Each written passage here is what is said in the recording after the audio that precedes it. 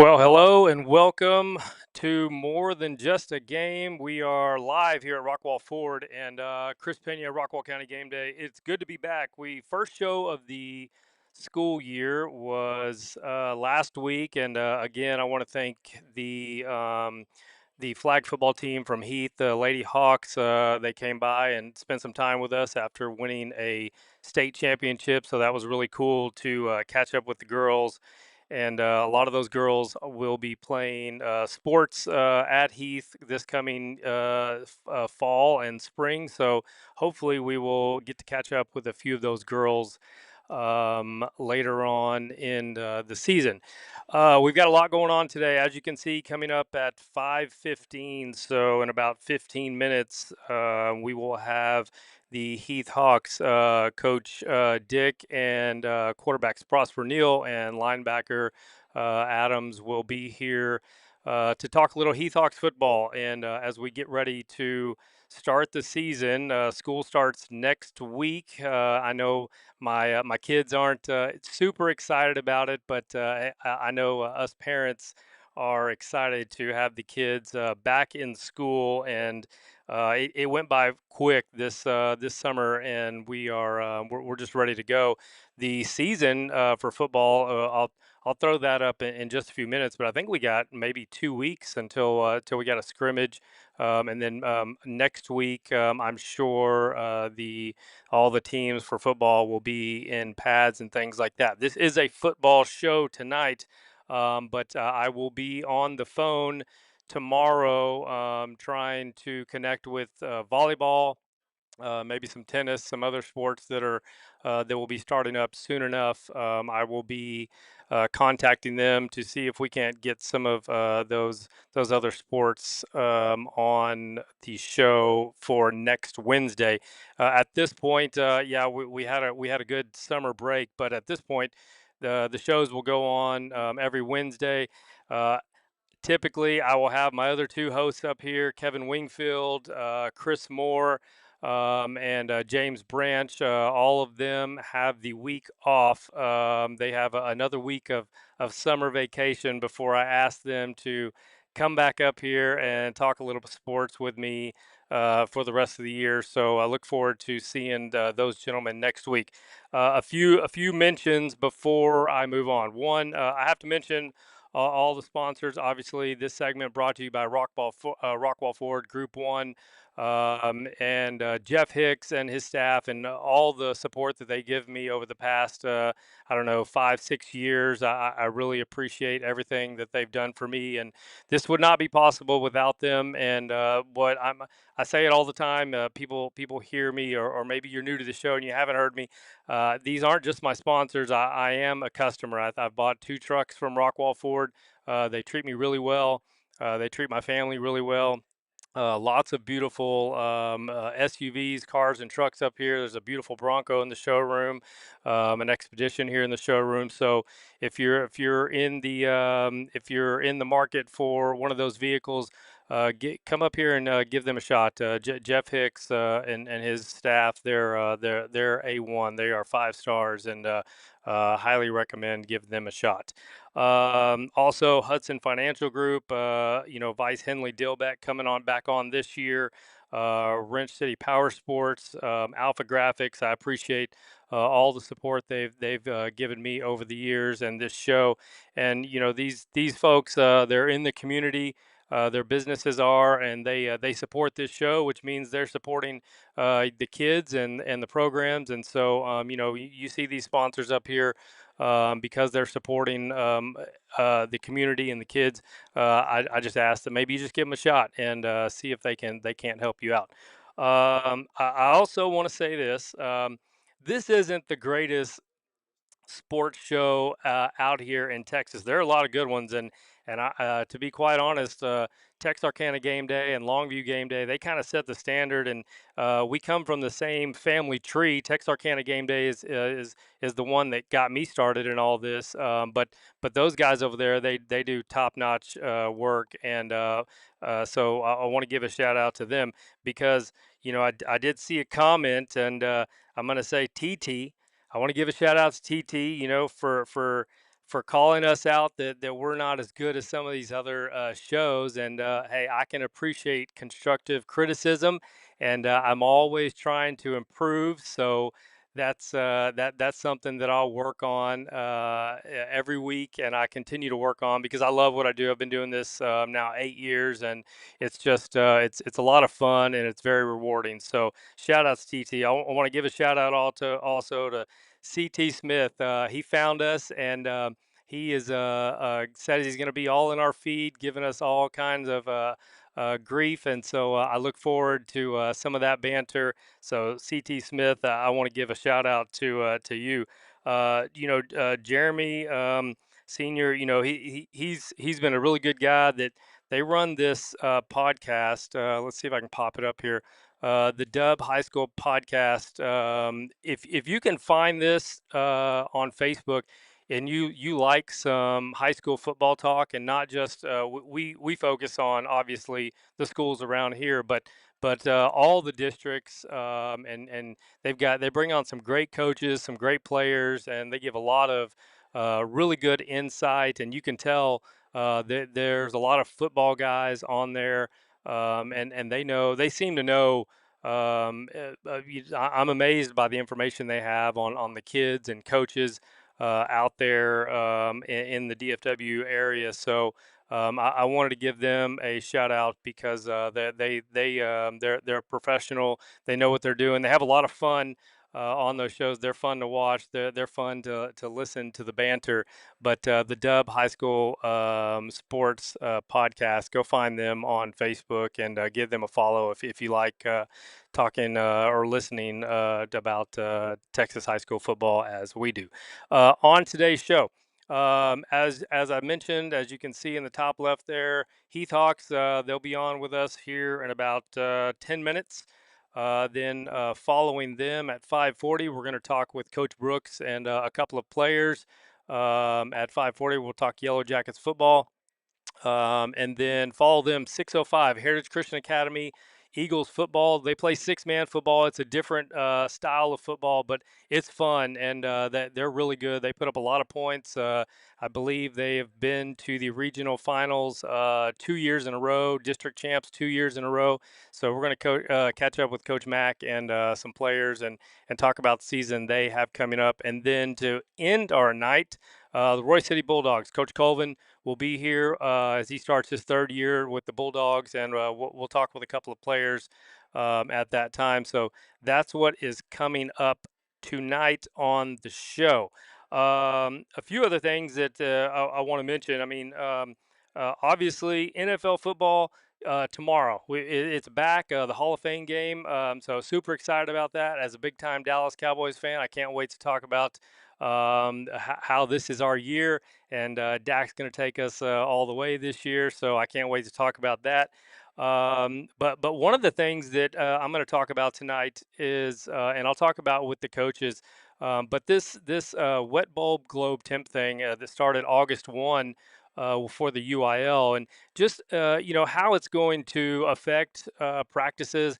I know some of these coaches, probably moving to morning practices, so maybe it doesn't affect them as much. It's probably a small town thing that maybe they don't have the indoor facilities that some of these big schools do. But we want to talk about that just a little bit. If you're not aware of it, it's up on the screen, and I do think it's worth mentioning. And we'll see what these coaches and have to say about some of these rules, if it's affecting them or not. The other thing that I found interesting this year is, I'm big on just following the UIL and high school football and just high school sports in general. But the transfer situation and how that is all playing out, I think it's a really good thing. There were some high profile players that did not get approved to transfer schools. I think it's a great thing, and I think it's one of those deals that we want to even the playing field, And if these kids are going to be transferring, let's making sure that they're doing it the right way. We did see it in baseball last year with Grapevine. What happened with them? The number one team in the state in baseball, and they were ruled ineligible for the playoffs.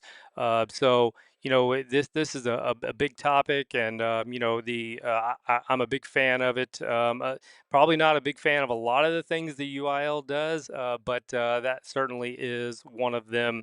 As we move forward in future years, it just evens out the playing field. So, as I mentioned, we'll be here every Wednesday now. School's back in session, and so I'll put the golf clubs away as much as possible. And I know the wife and kids will be happy about that. I'm excited for my son. He'll be a sophomore at Rockwall this year. He plays soccer, and I know he's excited to get going for his second year. Just an outstanding young man, a great student. He's excels in the classroom. He was excited about some of his AP courses that he'll be taking this fall. So shout out to my son CJ, who hopefully he's going to help me out this year on the camera.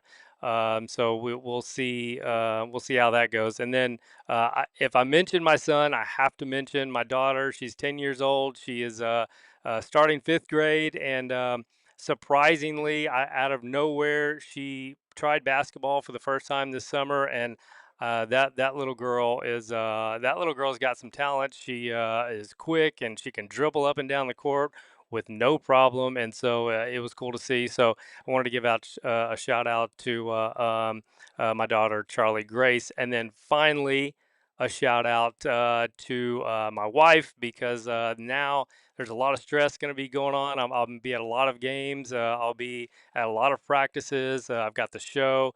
Obviously, these shows take a lot of preparation, a lot of homework, a lot of graphics, a lot of just a lot of different interviews and things like that. So I know this is the time that she steps up and really helps me out, and so Denise, I appreciate all the support you've given me, and I appreciate everything that's you're going to do this fall as we get started here in the school year. Um, Shout out really quickly, my last shout out to Josh Hoover. He'll be taking over for quarterback at Indiana. And I texted with Josh just a couple of days ago, and I know he's excited, and he's got a big spotlight on him. But I'm looking forward to watching Indiana play. And who knows? Maybe I'll get to see a game in person this year. And Mr. Fletcher, TCU wide receiver. Hopefully this is the year. He's a former Heath Hawk.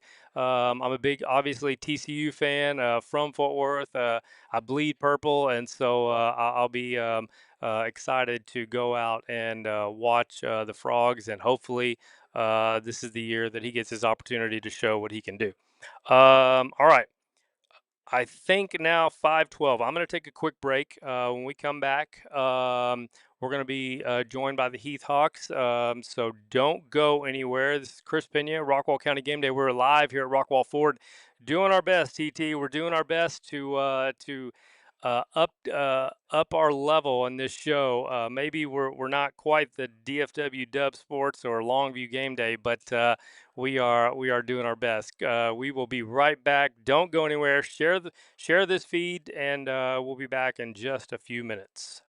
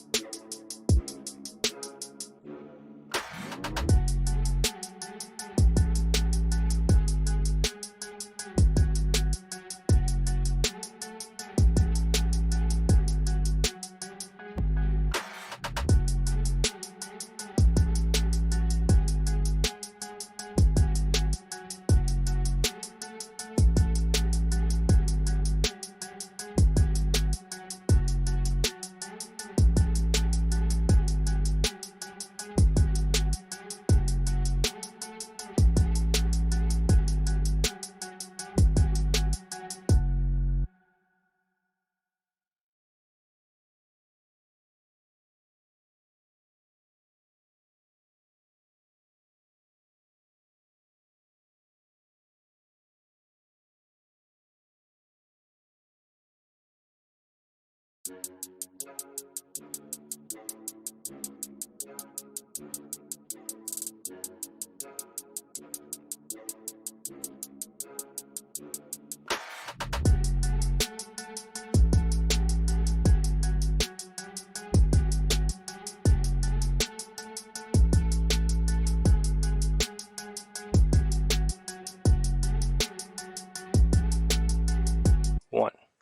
All right, we're back, and we're live here at Rockwall Ford. This segment brought to you by Hudson Financial Group, Insurance and Investments. We really appreciate Hudson and all they do. Of course, they are the title sponsor for the Jet Williams Award. Jet Williams was a Heath Hawk and drafted in the first round, number 13 overall in baseball by the Mets in 2021, and is now with the Brewers. And we have a scholarship coach named after him, and we give it the award to the best baseball player in the area, named after him. And Hudson Financial Group is a big reason why we do that. Pleased to be joined by Coach Casey Dick, who first time on the show. Welcome, Coach, to the show. The new head coach taking over for Hall of Fame coach Rodney Webb at Heath, and quarterback for the Heath Hawks, Prosper Neal. Prosper, appreciate you not dodging me this year, and you coming on the show. Coach, welcome, and I just kind of wanted to spend a few minutes and talk about your journey here and your journey as a head coach, and what's been special about coming on. And by the way, Carson Adams will be here shortly, and so we will have him jump on once he gets here. Coach, I did some homework on you. You went to Allen High School. And then you were, by Rivals.com, a 3-star prospect, and you spent your college days at Arkansas. And then, I found it interesting. Your brother also played quarterback at Arkansas. Is that correct? Yes, sir. Just all those things as coming from a player's perspective, and watching these young men like Prosper and Carson and the other kids at Heath. Just from a player's perspective, what do you try to teach the kids from what you can remember back in the day? Yeah, I think you try to keep it really simple. Obviously, when you're talking about the team and everything from the standpoint of the kind of the core values that we hang our hat on. One of them's big is connectivity. I believe that that's a big overlooked aspect in high school sports today, really high school athletics, because when you take the college game into effect, having done that and been a part of it, and had players lucky enough to go and just kind of pick their brain. As far as that goes, there is a trickle down from college to high school, just like there's a trickle down effect from NFL to college, from college to high school, and so you're seeing everything from landscape of high school football changing because of NIL, because of college, because and ultimately it's affecting our kids from the transfer portals and the different worlds of what that's bringing, the ever-changing landscape of college football. But these guys, man, they've been awesome. They show up every day. They're a very well-connected group. Have a ton of leaders on the football team. A lot of guys that have been in the fire that know what it takes. And so there's a lot of positive aspects once you look at the holistic team approach, what these guys do on a daily basis, how they show up, how they handle their business. So just like I said, super excited to be here. The last, really since April to now has been a blur. I woke up and it was the end of spring ball, and then I woke up again and it's the end of summer, and we're going into fall camp. And between now and then, and getting our family down here, getting us situated, getting everybody moved, and from April till the middle of July, I've driven I think 22,000 miles, and lots of travel back and forth. So it's been fast. It's been furious. Not a lot of downtime, but glad to finally the last couple of weeks kind of be settled in, get everybody down here, have a house to go home to, and not, just a different house every night. I felt like I was, surfing on different couches or field houses or whatever it was. And like I said, just super excited to be here. Well, yeah, and we're excited to have you. And for those that don't know, I'm gonna brag on Coach here a little bit, and show some of his highlights from Arkansas. This is when back in 2007, I believe he took down the team took down #1 LSU. And this had to be a time. And I kind of show this, and look back to you see like Darren McFadden and you had Felix Jones. You had some great running backs, and you kind of have a quarterback here, a duo with a running back. Like Carter Zom. How much does it make the quarterback's life easier when you have running backs in the field that can do things for you? It certainly takes pressure off of you. We were fortunate enough at that time. Arguably, I think having B back there, in my opinion, is one of the best, if not the best, trio of backs ever to play college football. Back there all together. Obviously, I didn't have to be good at a lot. I just had to turn around and hand the ball off, watch those guys do their thing. So, You had it to does. come up. You had to come up big in the fourth down and 10 Well, I play only there. had I only had to throw it about 10 times a game. So if I figured I was 60%, it was a good day. Okay, there you go. But what was fantastic about those guys is I tell everybody all the time. They were first round draft picks. Peyton was fifth round, and he's on the cover of Madden. He's playing. He's wins. Whatever. He's on the cover. Has a great career. But those guys were the best practice players I've ever been around. From not wanting to get pulled out of practice to bursting or finishing plays. And just the way that they approached practice every day, it was a big competition to them.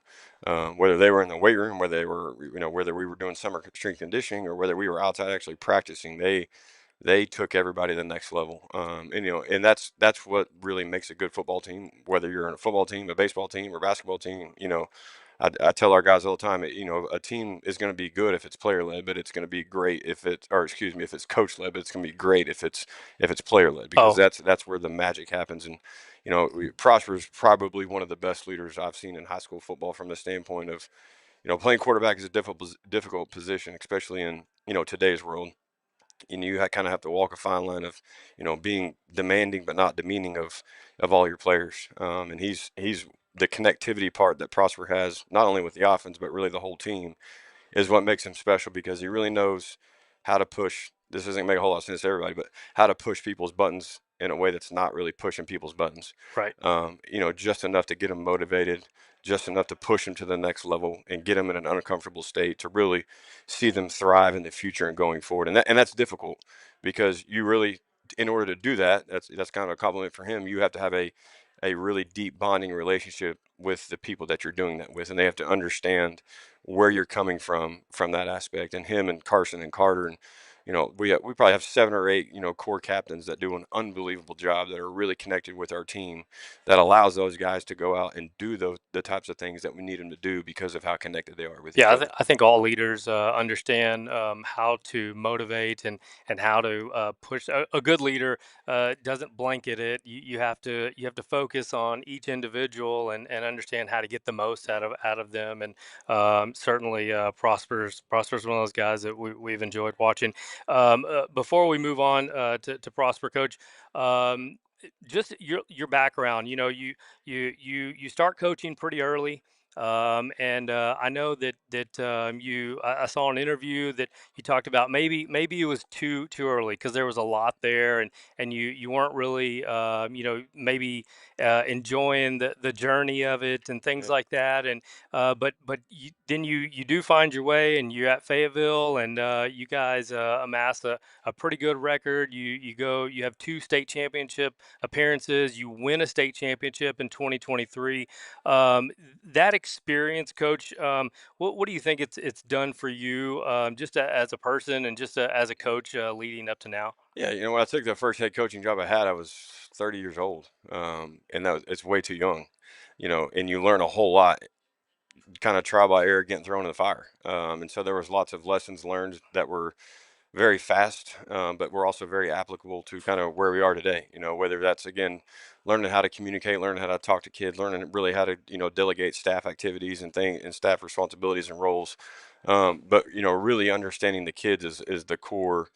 When it comes down to everything of how we're going to go about and operate on a daily basis. And so like I said, there was lots of mistakes that were made. It definitely wasn't pretty getting to where we got to, and being able to do some of the things that were done at Fayetteville. But part of that is, when I was younger, I had great coaches. When we opened up Byron Nelson High School, my position coach at the time in high school was actually the head coach there. So that relationship that we had From the time that he coached me, he was actually in my wedding, and then I went to work for him right when I got out of college. That relationship was already there, so that the amount of information that I was able to soak in from him when I was 23, 24, 25 was he doesn't even know how valuable that is because of the impact that it had on us. And then being an offensive coordinator, even younger than being a head coach, was you're having to manipulate a whole room and really, cast your vision and objectives and things that you want to get done. And then having the opportunity to take over a program in Van Buren and really turn it around in a short time span also was awesome. They had struggled for a little bit of a time. We ended up making the playoffs and then, ended up getting the job at Fayetteville. Like I said, I was 30, then it was COVID, then We don't mention COVID. there was lots of lots of curveballs in there that you're having to learn, and then we kind of get it rolling there and have a great career there, and just the opportunity to move back to Texas and be down here close, really close to where I grew up, which was from Lucas, and just be down here was an opportunity that was too good to be true. Well, I know a lot of people are excited to have you, and I'm excited to get to know you and watch you with the kids this season. And so I look forward, and again, I appreciate you being here. That last year, Prosper 8-4. Man, you throw for over 2,000 yards, 20 touchdowns. It was gutsy.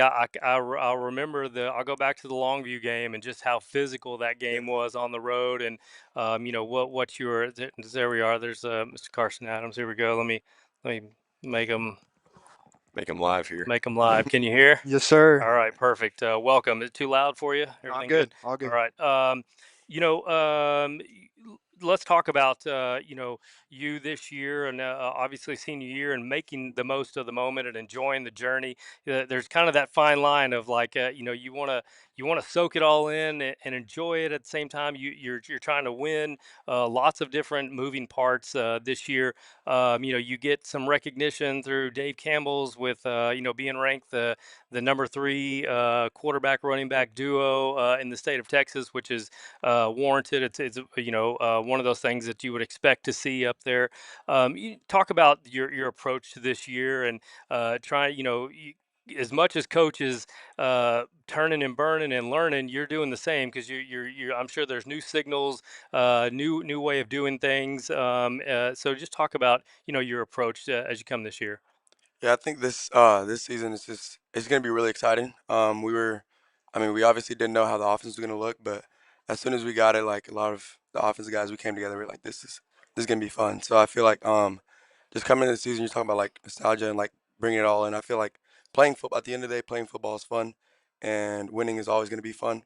So I feel like it's not hard for me to balance the two because, I mean, football is a sport we play, it's a sport we love. So, um, yeah, just excited to go out there and play my senior season with the brothers that I built through. I mean, some of them through kindergarten and through middle school, through high school. So we're just excited to go out there together and be a team. As the quarterback, obviously it's a leadership position, and a lot of guys are looking to you on the field, especially when things are tough and the game's just tight.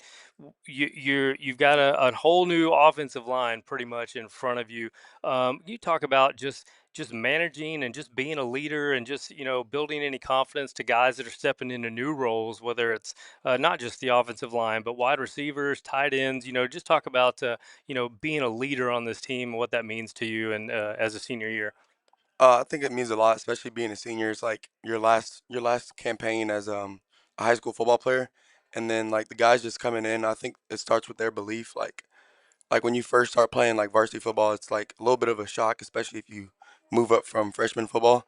So I think it's like the first few games, like it's making sure they believe in themselves first, and that's like where you got to push them. Like we were talking earlier, you got to push them to where it's uncomfortable, but at the same time they believe in themselves and they're pushing themselves. So I think that's just important that like you get to the point where you're not pushing them as much and they're like trying to get better by themselves. And I think all our guys are going to do that. So I'm excited for that. Yeah, it should be. It should be fun. I mean, and that's the great thing. That's the thing I love about high school football is the turnover and watching kids get an opportunity and step into new roles and learning how to be uncomfortable. Yeah. And so that hopefully a few games in they're comfortable and they've found their place on the team.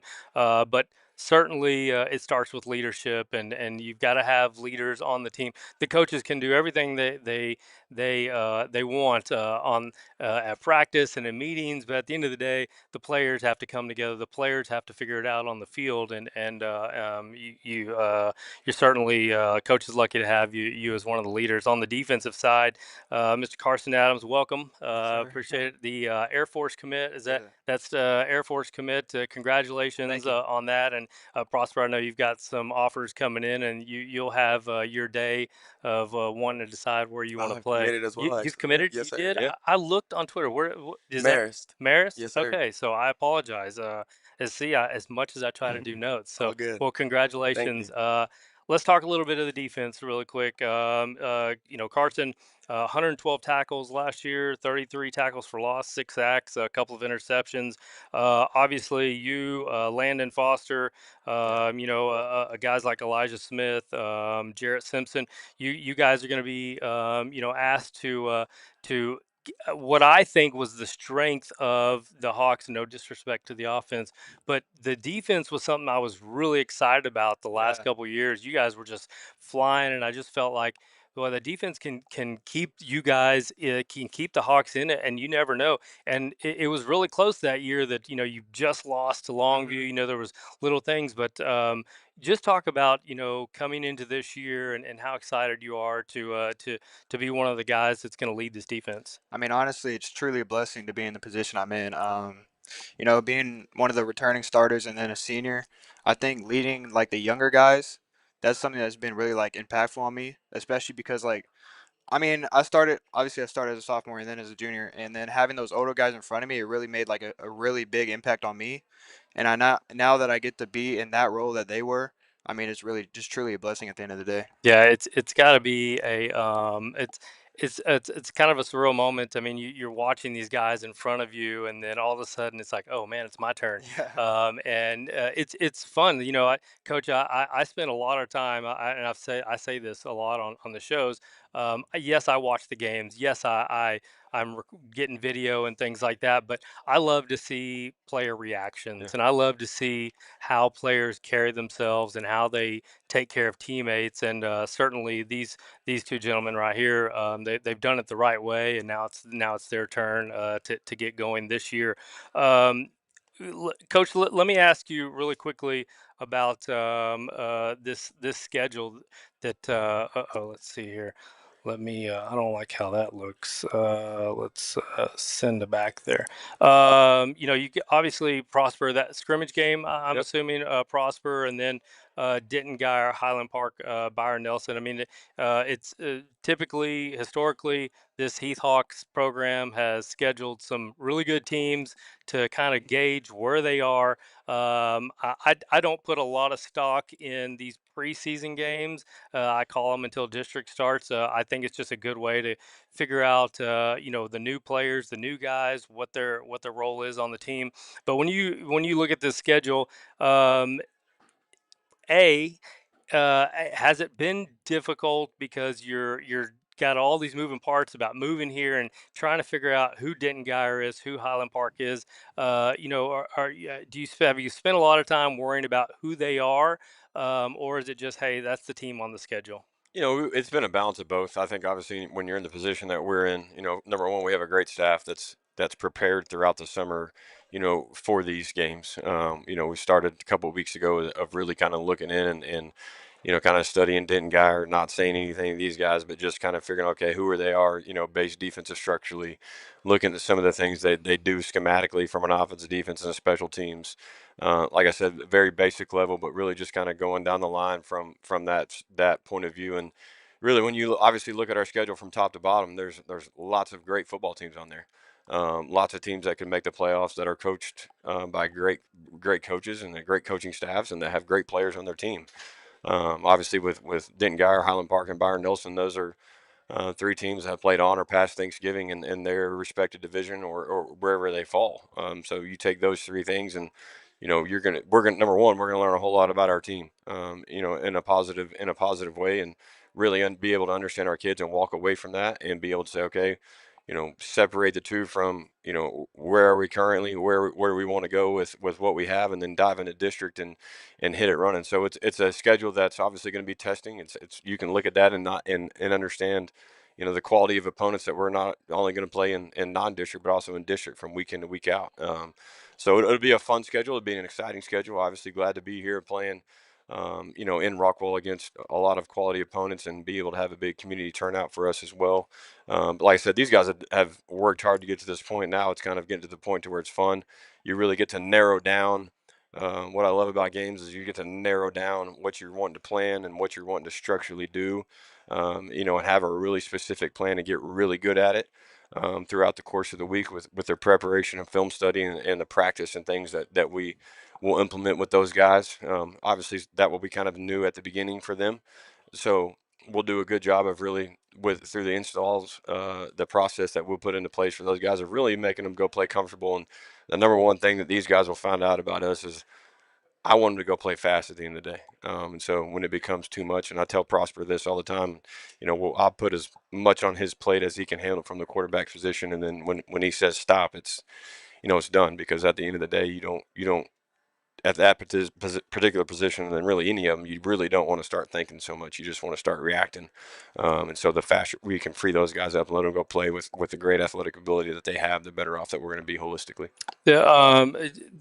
As far as the community goes, obviously this it's pretty special around here, and this whole Rockwall Heath rivalry, which I can't wait for you to experience it. Uh, I'm kind of mixed on them flipping the game to the last game of the season, the last game of district.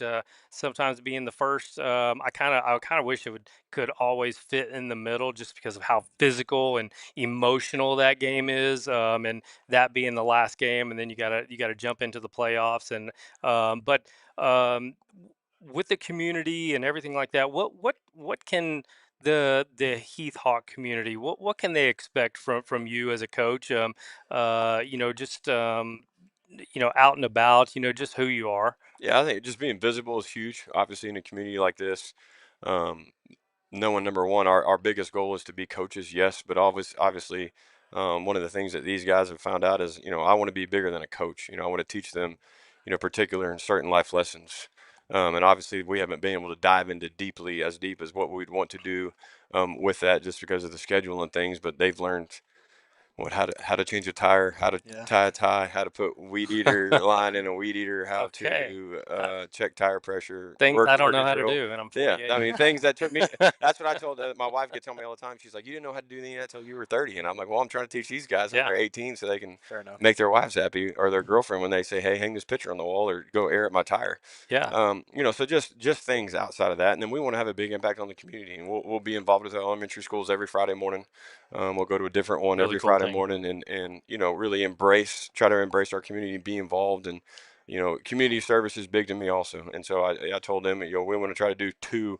We call those going to visit those elementary schools community service events, but to me that's really not community service. That's what we need to do, is be involved in our community. So we'll try to do two additional community service events each semester and get our guys out and let them be visible and see what's going on inside our community, what that looks like. Maybe they don't see it every single day, but kind of open their eyes and really so they can have a better understanding of what's going on as well. Well, we're here with first year new head coach Casey Dick, quarterback Prosper Neal, and linebacker Carson Adams. Coach, before we let you guys go, you know, managing expectations year one, and we all know, we ask the players, we ask coaches, the expectation is to play in and win the last football game played in 6A at the state of Texas in December or January or whenever that game is. Uh, and in an interview, you were asked this about what's your expectation things, and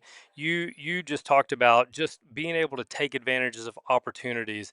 It sounds like maybe not so much focused on um, the end goal, but hey, we have an opportunity every week to do something. Is that Yeah. is that the approach you're You know, it is. taking? I'm never like it's good to have an end goal, but you have to have a process because if you have just an end goal and no process, then you don't get to the end goal. You know, if you do the little things right between now and the end goal, then your end goal will still be attainable. So I'm a big process believer, oriented. So you know, a Monday will be a Monday, a Tuesday will be a Tuesday, a Wednesday will be a Wednesday, and then obviously if things don't go well or we need to adjust something, you know, later on in the week, we can do that. But you know, one of the things that Nick Saban always talks about, and a lot of great football coaches, is you know you have to kind of have a process that fits you. It can't fit anybody else. It can't. It's got to fit our guys. And so that's something that we'll tweak and really figure out. Okay, what works well for them. It's not about what works well for me. It's about what works well for our kids. You know, what will put them in the best situation to go play well on a Friday night. And you know, how you go play on a Friday night may not be 100% how you practiced all week. You know, so there's lots of things that we can, you know, fix and tweak in order to put ourselves in a great situation. The end goal obviously is to go win. Yes, we want to go win, but we also want to do things the right way from top to bottom and really prepare our kids and be there for them and, you know, take them through anything that we can take them through from the standpoint of football and life and coach them and, you know, whatever else that you know, that journey allows us to do. And so it'll be fun. It'll be exciting. You know, we'll have great relationships and be able to coach our kids in an awesome way that they'll remember for a long time for sure. Yeah, it's two parts. It's coaching on the football field, and then growing good, responsible young men. So if you need to learn how to cut a lawn, I think my lawn's a little long right now. Prosper's pretty good at We it. can I help got you you. out. He's got it. We can help you out. Coach, fellas, I really appreciate it. I look forward to get going next week. We got pads next week. Is that We'll put are helmets on Monday, Tuesday, and Wednesday, Thursday. We'll you know start dressing it out from there. to do? And I kind of talked on this earlier. Are y'all going to be practicing in the morning, or y'all practicing in the evenings? Will you adjust with some of the Yeah, UIL? we'll practice in the morning. You know, obviously the new web bowl rule. That's Mhm. probably what you're referring to from that standpoint, and that's a rule well, I was actually talking to Prosper too, sitting in the chair just a minute ago. We've had that rule in Arkansas for 10 years, to where you know it's you know the different stages of the wet bowl allow you to do different things at different points when whether the temperature fluctuates with humidity and all that stuff. So it's something that you know I'm kind of accustomed to from the standpoint of you may be able to practice for 30 minutes and then it may get too hot and you got to adjust and fly. So that'll be you know, an adjustment for people across the state, especially for those guys who practice in the afternoon. They'll have to get really creative with what they're doing. And, but you know, our school district, Dr. V and Mr. Bradford, our principal at Heath, have been awesome to allow us to practice in the morning to where that's really not going to affect us and able to allow us to, you know, get these guys in, get them out, get them home early, let them get rest, and we'll take care of them the best we can. You know, player safety will always be number one goal for us, taking care of the kids the right way, doing the right things, and not putting anyone in jeopardy for sure. Yeah, we are just about to wrap up this segment as Rockwall football. They'll be on in just a few minutes. I got a last question for the guys. How have the battles been in practice? Best on best. First team versus first team on offense, defense. Has it? How much you been pushing you guys this summer? I think it's been fun. Even like the player led practices we've had the last few weeks, it's been fun just to go out there. You see Carson out there coaching him, I'm coaching him in the back, and I just think we're just making each other better. So iron sharpens iron. I think we're doing that consistently right now. Well, it's going to be exciting. Ready to get started, and I know you guys are too. Coach, thank you again. Absolutely. Welcome to the community, and look forward to again watching you on Friday nights or a Thursday night if it falls on a Thursday night. And y'all are traveling twice to East Texas. You're going back to Longview. I don't know how that worked out again. I know you're not. That's all right. I know you're kind of used to the East Texas thing. Yeah. I did. Went back and watched that Texas High Yeah. game. Yeah, two trips to East Texas, so that's kind of a bummer. But hey, We'll make it work. it's an opportunity, right? It's an Yes, sir. opportunity Yes, to sir. go and show what you can do at Lobo Stadium, because I know you guys want some revenge Definitely, after Yeah, last year. definitely. Guys, good luck. I wish you all the best in health, and have some fun out there. Enjoy the ride, enjoy the journey. It's your senior year. Coach, good luck with everything, and we'll hopefully have you on again before district starts. appreciate it. Thanks, All Yes, Coach. right, sir. Thank you. we're gonna take a quick Thank break. you. When we come back, Rockwall football. Don't go anywhere.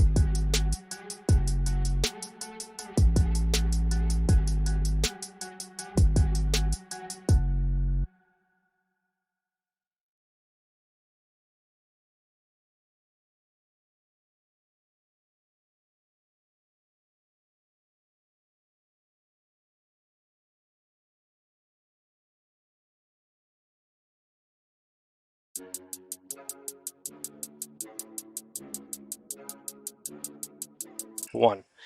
All right, we're back. We're live here at Rockwall Ford. This segment brought to you by Vice Henley Dilbeck, attorneys at law. We really appreciate Vice Henley and Dilbeck coming on with us this year. They're back once again as a sponsor here in about, I don't know, 30 minutes or so. Heritage Christian Academy Eagles will be on. Pleased to be joined by head football coach, Coach Brooks. We've got Wade Day and Braden Puffer, wide receiver. Gentlemen, thank you, Coach. Thank you for coming on. I'm Yeah. digging the new shirts. The Yeah. new shirts are I pretty figured, cool. hey, yeah, that'd be a good chance to show them off for you, Yeah, man. no, Yeah. those are pretty slick. When y'all came out with the Stinger shirt hat, that Yeah. was a big deal, and these Yeah. shirts are on point. Always trying to come up with something new, you know? Yeah, I get it. Coach, let me ask you. You guys, you look back at last year, and I believe, just looking back on history is a great way to make some progress, right? And go back and look at things. Yeah. But you look at how you started some really close games, some one score losses to a couple of state ranked teams. You go on the road and you beat a defending state champion, state ranked team, North Crowley. And then things just didn't bounce the Yellow Jackets way, and you guys missed the playoffs, and now you have an opportunity to come back this year and figure some things out. What was it that you think what'd you learn, and what have you been prepping on as you come back this year to get back to Yellow Jacket football? Man, yeah, I think you mentioned a couple of things, but something that we've talked about all off season is those one score games. It was four games Yeah, that we Heath and lost. 22. Yeah, four that we lost by one score or less, and then another one that we lost by two scores. And so, what you learn from that is just how to finish the game. And we've obviously done that a lot of times over the years. And so, like you said, some of those didn't go our way this year, but that's been a good motivator. Good motivator for us. So we've used that, man, and this group. It literally has been since the last second ticked off the clock against North Forney in that last game that we've used every second possible to get ourselves ready.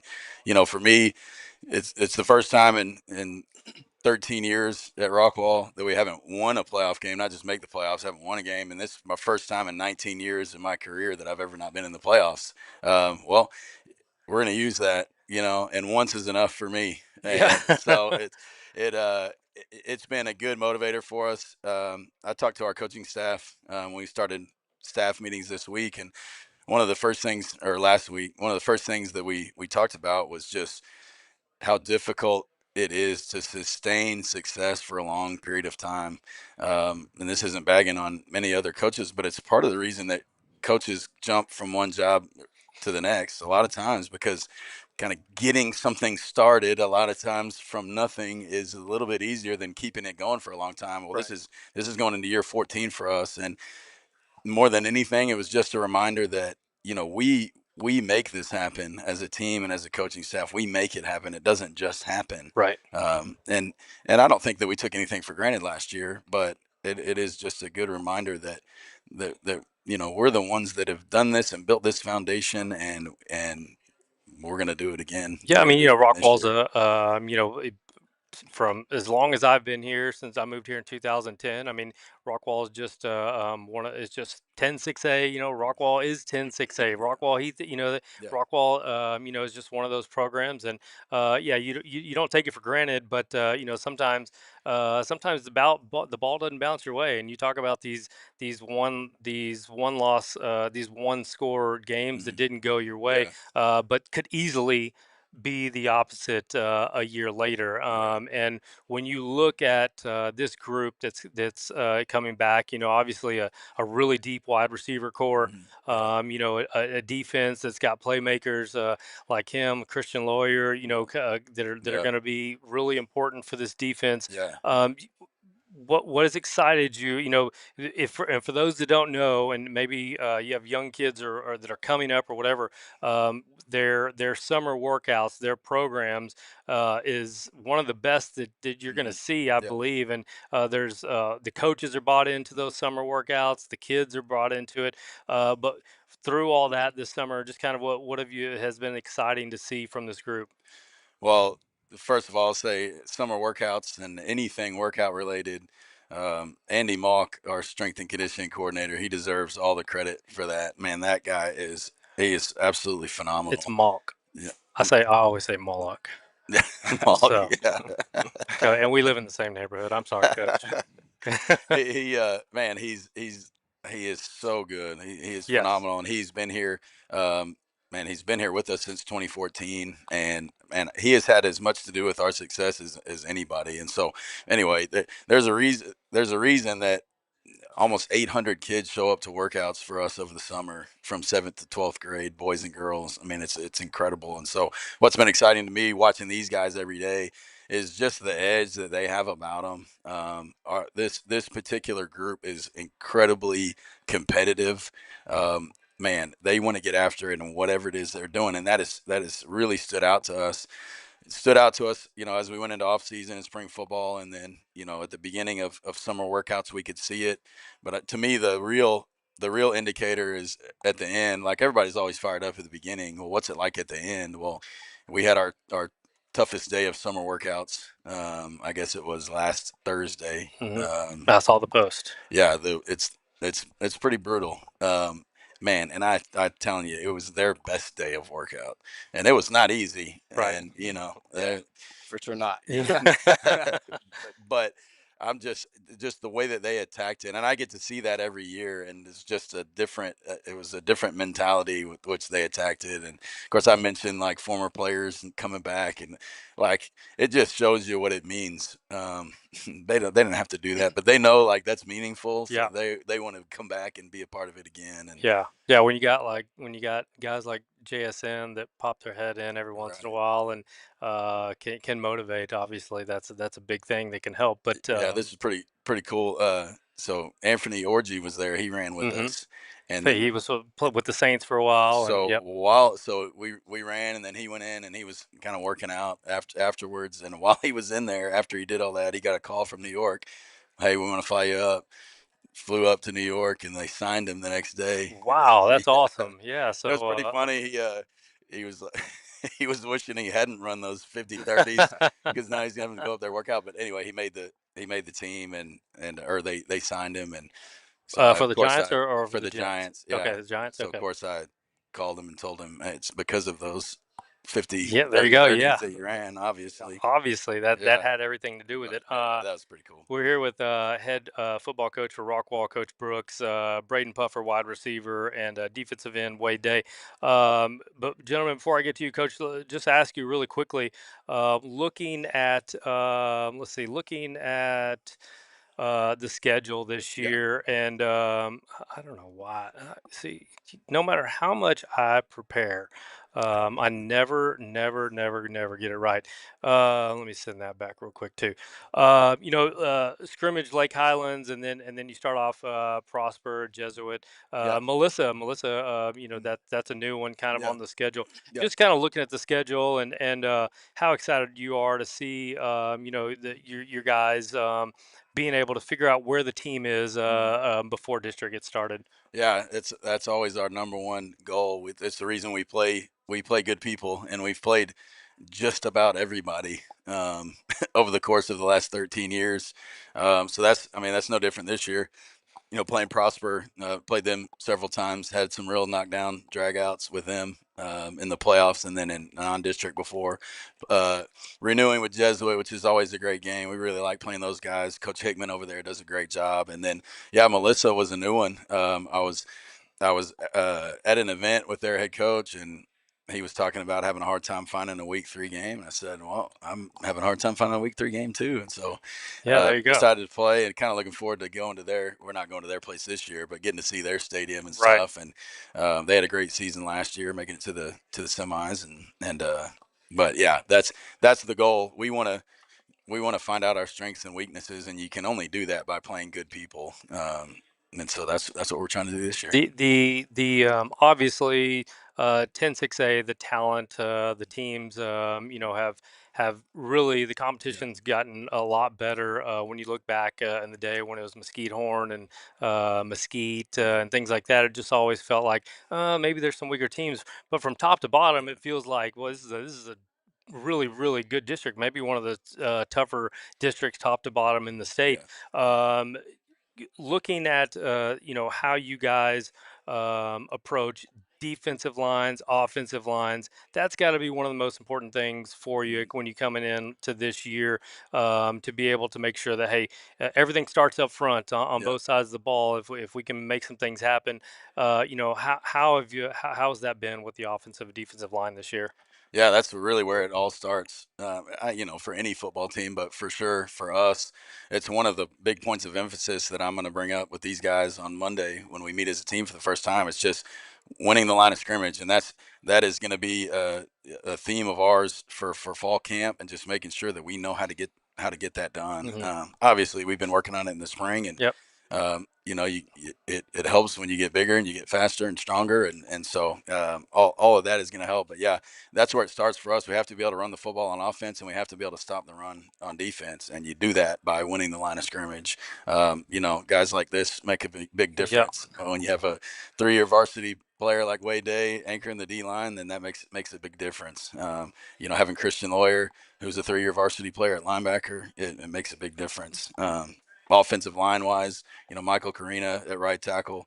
For my money, he's the best offensive lineman in the district, and I think that was shown by the way that the coaches voted last year. So having guys like that, it makes a big difference. So we gotta win up front. That's for Yeah, sure. Mr. Carina, 6'4", 270, so Yeah. a big guy on the offensive line for you. We'll start with Braden. Braden, as I mentioned to Coach earlier and on the show, I mean this wide receiver core is deep, and Yes, when sir. you look at guys like Epps as a sophomore, and then obviously Ryan Wiley and yourself, just how exciting has it been? How competitive has it Yeah. been? And how much are you learning from the wide receivers group here at Rockwall? Obviously, there's a tradition of just great wide receivers year in and year out. Yeah, for sure.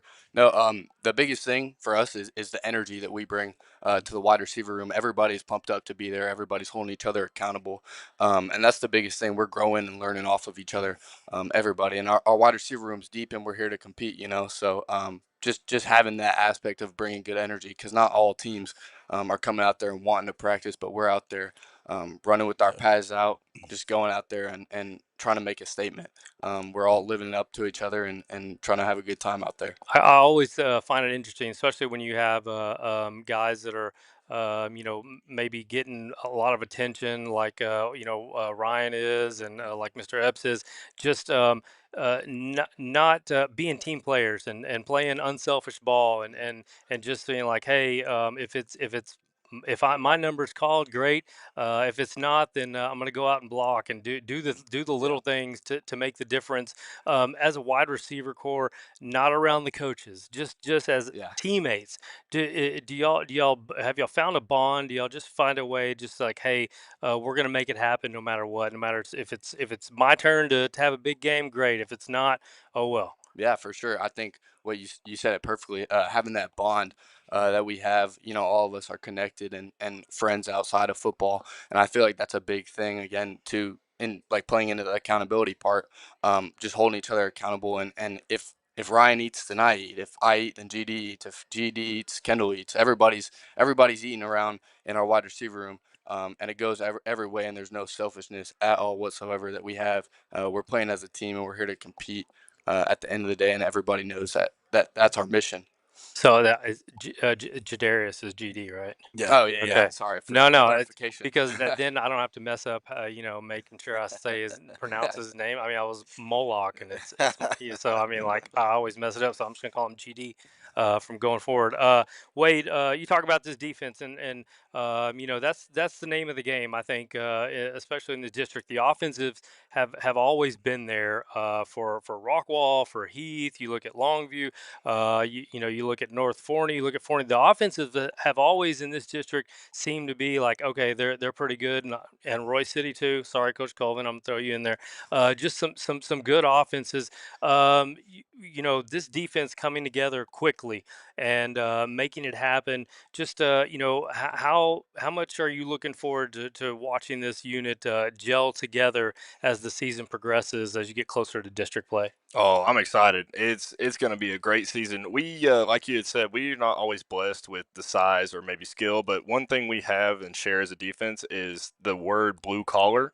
Oh yeah. We work harder than everybody around us, and that's how we win football games. Up front, we may not be the biggest D lineman, but we work harder. Linebackers, I mean, Christian Lawyer is a stud, but everybody around him, they work hard, and all across the defense, it's just blue collar mentality the whole way through. Yeah, and just the way it starts, if you guys can do your job up front, it makes the job a little bit easier for the linebackers, and if the linebackers can do their job, makes the safeties and cornerbacks makes their job a little bit easier. And so it's just finding a way to gel together, to bond Yeah. as quickly as possible, and that's what's so great about these summer workouts. Just being in the weight room, running these sprints that are not easy, and but it does something. It changes, and it brings you together. And as you approach this year, and you say, okay. These one score games, what's the little things that can turn a one score game that didn't go your way to going in your favor? I mean, the defense up front making it that little push at the end is just, I mean, like I said, of course, blue collar mentality, but also it's how much we give at practice. It's not just Friday nights, it's everything nobody else sees. It's giving all we got during the summer, like Coach Brooks had said, it's giving all we got at practice, just giving everything we have leads up to Friday night. How much you put in is how much you get back in return, as like Coach Brooks would say. Yeah. And it's one of those things you just never know what play is going to be the play. When you're talking about a close game like that, well, you don't know until it's over. You don't know which play is the play that hung in the balance, and so that goes down to it comes back to finishing every rep in the weight room, finishing your runs, all that kind of stuff. So yeah, to me that has been a big point of emphasis. And it's easy to emphasize that when that's been on your mind for a year, and so Yeah, no, it's a great lesson. I try to preach it to my son, who is obviously at Rockwall, and I'm like, dude, I'll watch him run sometimes, and I'm like, that last 5 feet, you kind of let up, and I'm like, man, that last 5 feet, could mean a lot, yeah, and yeah, and you yeah, you you gotta you gotta keep pushing because you never know, yeah, what could make a difference. yeah, for Um, sure. Obviously, Coach, the tight end position, you lose a couple of studs. Yeah. But is it just next man up? You just like, hey, we got dudes ready to go, and we're deep on the wide receiver. We got a great running back with Castro. Hey, it's just one of those deals. Yeah, we have guys that are ready to go. Obviously, like you said, man, those guys, Jet Lamb, Jackson Stoner, I mean, phenomenal. Yeah. They make us look really good as coaches. But man, we've got some hardworking blue collar dudes coming up too.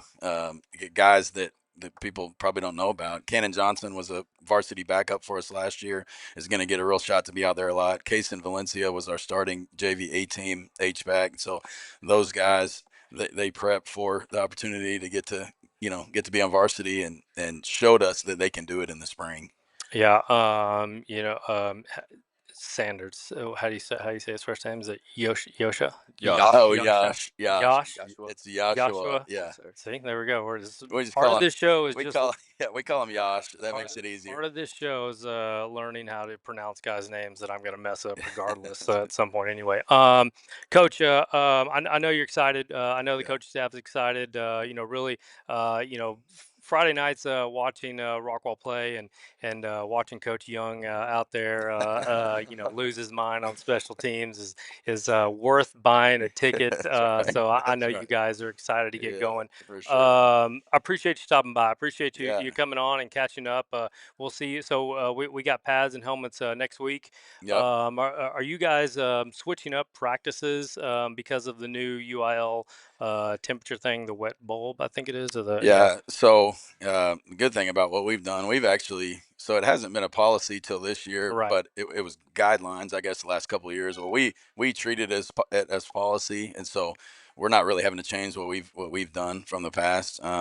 We will practice late in the evenings the first week, kind of be under the lights out there, just to make it feel a little bit different for fall camp. Sure. Once school starts and we get into a regular routine, we are a morning practice team, so practicing in the morning eliminates a lot of the need for that. We're done by 9 o'clock every day, and so it's normally pretty good at that point. But yeah, fall camp, we'll have our freshmen in JV. They'll practice in the morning, stay out of it, and then our varsity guys will practice, be finishing practice at like 9 o'clock at night, just to kind of and stay then out of it as much as possible. and through all that, you've got to figure out how to manage watching the boys, your boys play. Well, the good thing is they're freshmen now, so I just get to coach them now at practice. There you go. I get to be out there with them. I've been yelling at them for the last 2 days. So you get to yell It's them been at great. home. You Yeah. get to yell at them on the awesome. practice Yeah. field. It's a Yeah. great therapy just to let out some energy on your boys. So, That's right. fellas, thank you for stopping by and appreciate his first time on the show. So thanks for coming on, and you guys were great. Good luck. I wish you all the best in health. I can't wait to see you out there on Friday nights. Just your quick thoughts on Coach on switching the I-30 Classic to the last game of the season. Does it really matter to you? Do we, maybe guys like me, just like, man, it's a tough game to move to the last game of the season? Is it just what it is? Yeah, that's kind of how I take it. Is just however it falls. shakes out. Yeah, because it is. I mean, it is random. The way that they do that, and we've had it. We've had it as the first game for several years, and that's kind of weird in some ways, that you play that big game. It's the very first game of district. We had it a few games in last year, and now it's the last game. So I don't know. I guess I'll tell you after we do it. After we do it this Have year. you had a chance to chat with the new coach, Coach Casey Dick, and catch up? Yeah. Okay. Yeah, we have. So we're in meetings together quite Okay, a yeah. bit and stuff. So yeah, it's been good. He's a good guy, and Yeah. know he'll do a really good job there. Yeah. So yeah, we've got a good start to relationship for sure. Nice. Well, guys, it's we're about to go live. We just got a couple weeks till we put some pads on and play, get some other teams. So good luck. And again, wish you all the best health, and Coach, good luck this season. I can't wait to see you out there. Thank you, Yes, sir. Thank Thank you. you. All Appreciate right, it. we're gonna take a quick break. When we come back, Coach Mack, Heritage Christian Academy, 2 years in a row they've been to the regional finals and fell short. So we're gonna talk with the Eagles, 6-man football, and see what they have coming up for this year. Don't go away. We'll be right back.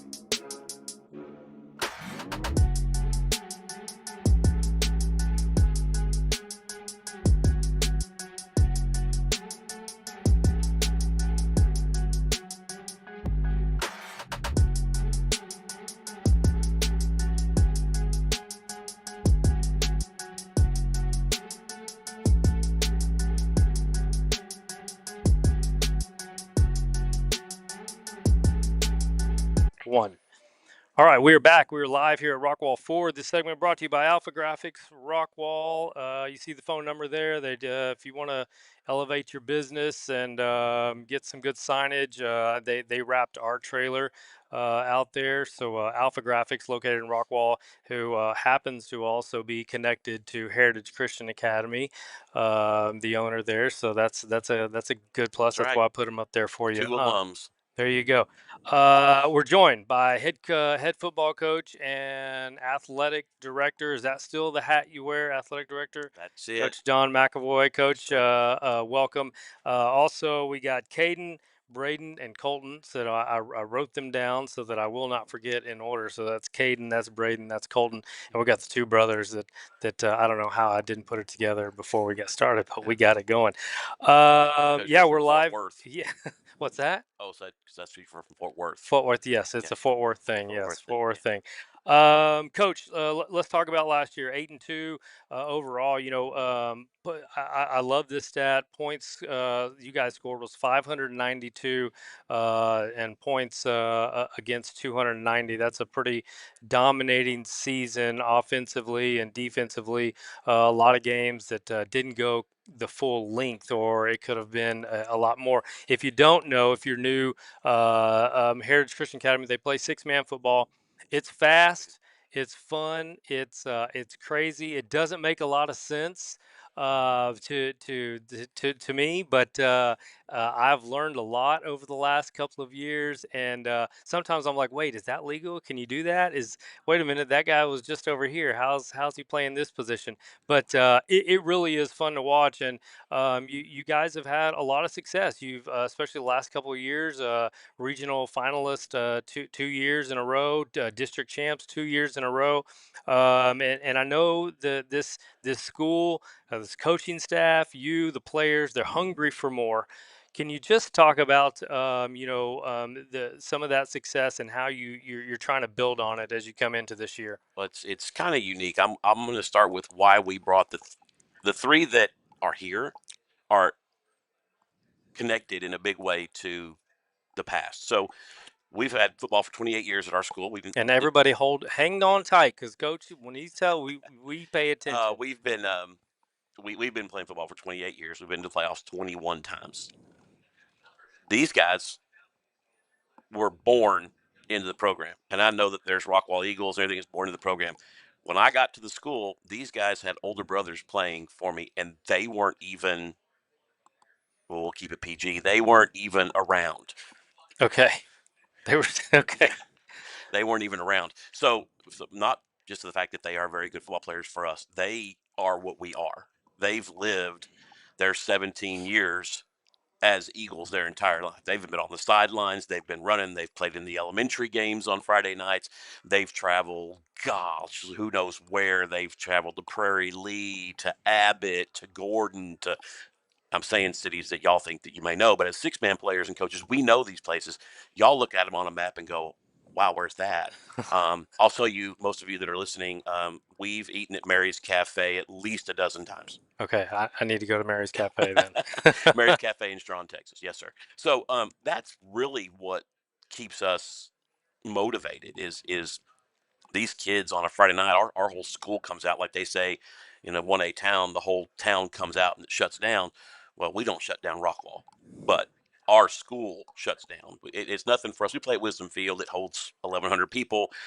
Is any given night you could come out and see 1,100 people at one of our games, where our fans are probably closer to the 1,000 and the other teams probably closer to the 100. But the point to it is that these boys have watched that.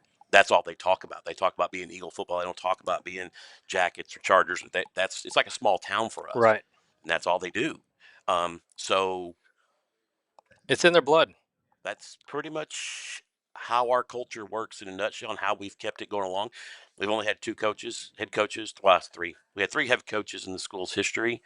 One of them was a father and son tandem, and me, who I worked with those men and against those men for a few years. So You look at this season. You graduate 12 seniors, and so you keep bringing that up. Well, no, I mean, I'm just it's the research that I do, Coach. You wouldn't believe where I got this information from. That's all I do till the late at night. I'm looking at this, but but it's an opportunity though when you have 12 seniors graduate. It's an opportunity for players like this that have grown up around it, that are just born Eagles, and they bleed it, to finally get a chance to get out there and play a part in the history of Eagles football, and maybe win a state championship. Overall, just how fun has it been to watch these young kids, these kids grow into their new positions? These 2 on the outside are 3-year starters, and all-state performers. Braden's been a special teams performer for us for a long time. Our long snapper for 2 years on varsity, long snapper. Yes, sir. Yeah, 2 years on varsity is our long snapper. So he's gotten into these games in a different role. Um, so this group and a couple of their buddies have had plenty of opportunities, just not the focal point. This year they're obviously going to be the focal point. So there's no doubt in our mind that they're ready, and they have some buddies that have been with them that have been getting playing time as we go. So it's there's going to be no change in our attitude and what we do. Just graduating 12 seniors, that's great. We love those guys, and we are going to miss them. But we've got our thing that we need to do, and Coach Brooks and Coach Dick all also mentioned. I'm sure Drew's going to mention it too. We plan on playing the last game of the Division 1 6-man football in TAPS on November the 21st. TAPS has moved their schedule around, so we play November 21st, right before Thanksgiving. So that's our goal. That is, and for us, it is achievable, and it is disappointing that we haven't broken through. So When you before I get to the players, talking with head football coach for Heritage Christian Academy, Coach McAvoy, Coach, just moving from Division 2 to Division 1, it's just new teams, new games, right? But it steps up a little bit. Have you put any emphasis on that, or is it just, hey, it is what it is? well, here's the thing: when these young men were growing up in the program, we were Division 1. After COVID, we hit some hard times, and we dropped down to Division 3, and then worked our way back up. So we're used to Division 1. That's what we grew up on. That's what we cut our teeth on. This is going to be no different for us. We know all these schools. The big thing is going to be that we were in Division 2 for a while. The best, the 6-man rankings came out today from 6manfootball.com. I'm not going to tell you where we are, because that's just a target, right? So, but I did try to look it up yesterday. I couldn't find it. That came out, dropped today. Okay. Get your phone out. Um, but the thing is 3 of the teams that are coming up. There's 4 teams that are coming up from Division 2 and up. 4 of those teams from Division 2 moving up to Division 1 are ranked in the top 10. So Okay. it's not that we're leaving Division 2 behind, which is the toughest division in TAPS. We are taking the game to Division One. Got it. These 4 teams. That's really what's happening. Division One teams are good. We have the defending state runner-up from Division One in our division, in our district. We have our good friends from Lucas Christian are still in our district. It's a big rivalry. And Waco Vanguard, who we've had a relationship with in the past. So it's yes, it's a jump up in division for us, but we're used to seeing this, and we're playing those teams outside of outside of district play anyway. So I don't see it being much difference, besides more depth from the teams that we're playing. Yeah.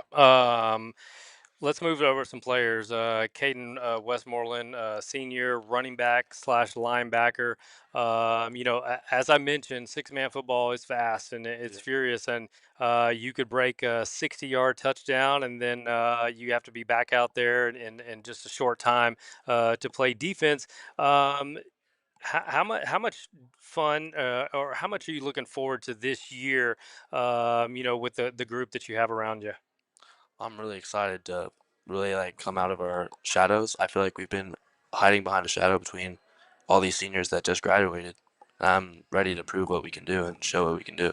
Yeah, we talked about the points scored, and obviously it's been a prolific offense. But when you look on the defensive side, and having to play so fast, how much have you put in emphasize like just the conditioning part of it all? It's intense. Every defensive drive is like a battle. Like it's so fast scoring. Like you pretty much just compete for like offensive touchdowns, and the defense is like you figure it along the game. Yeah, and figuring it out along the game, coach. When you see running backs like this that are hungry, he sounds hungry. How much does that excite you, coach? When you're ready to go? I don't want to put anything away. I am very excited about the year. I'm ready to put away all of the questions that people are not that everybody has to ask them, but I'm tired. I'm ready to move on from them. I'm ready for next Friday where these guys can step out on that field and show everybody that they've been waiting and they're gonna show off. Well, that's going to do it for us because I can't ask any more questions. Coach is tired of all the Oh questions, no and no so no I'm done. no no I'm no no. done. Yeah, I you're got done. no more. Sorry, got fellas, I no cut the more. interview off. I No, apologize. no. I know they're with it too. O-line, you talk about experience with long snapping and things like that. Just being able to contribute, and that's really the long snapper, the snapping. That's a big deal. That's a very it's a position that can hurt you in a lot of ways if you're not good. Can you talk about the preparation that you've had and coming into this year? Yeah, for sure. Definitely, like what Caden said, having the seniors, being able to look up to them, they did a great job leading us these last years, and just seeing the right way to do stuff, and then also seeing the wrong things they did, being able to correct it, and yeah, just putting in the work and practice. I mean, we have 2-a-days now going, and I mean, we're just putting in the work, gonna put it out on the field. Seen a couple of brothers that both play running back. They both play linebacker. And you're out there on that offensive line. Just sometimes it's really fun to watch players like this work. Just do you get time to? Have you ever had a time just to enjoy? Like, man, look what they're doing, or is it just like, hey, heads down, we're blocking. I don't care. Oh, yeah, all the time. I hang out with these guys all the time. They're in my really close group of friends. I've grown up with them my whole life, and being able to see them on the field, like put their heads down, go, go, go, and then an hour later, whenever we're off the field, just being able to hang out with them, it's just awesome seeing that. It's going to be a nightmare trying to figure out stats here with Westmoreland's when you're running the ball. How do you guys go about just is it hey, if my number's called, great, but it's we're going to play unselfish ball, and whoever gets the ball go. You live together, you work out together, you do everything together, you've grown up. How much you looking forward to sharing positions with your brother? I'm looking forward to it a lot, but it's exciting, but it's very competitive. Like Yeah. when the coach says we're getting That, the ball, we Oh, fight. he For it. knows. Yeah. that's that is an understatement to say it's competitive. These two guys they do play the same running back position on offense, and um, and when I call plays up, we shuttle. We're old school. We shuttle the plays in. Well, we shuttle the plays in with these two. So it seems like one of them will come to me almost every game or so and say, "Hey, coach, you've called quick dive every time Colton got the ball." I'm like, I did not know that. Okay, let's call quick dive. It. I don't notice when you're calling the game. So it, but they do. It's very competitive, and if one gets a sack, you can hear them talking back there. Oh, I got two Yeah. today. Oh, yeah. So you can hear them back there. Well, when I make graphics and I ask Coach, make sure you're very specific on the which Westmoreland, so that I don't give one of the brothers the credit for it. Coach, let me look at your schedule real quick. You start out the year. Let me see. I don't know why. But obviously, Garland Christian, that's scrimmage. I'm assuming. Are you scrimmaging? No, so the way TAPS moved the schedule around, they gave us what's called a week zero. Okay.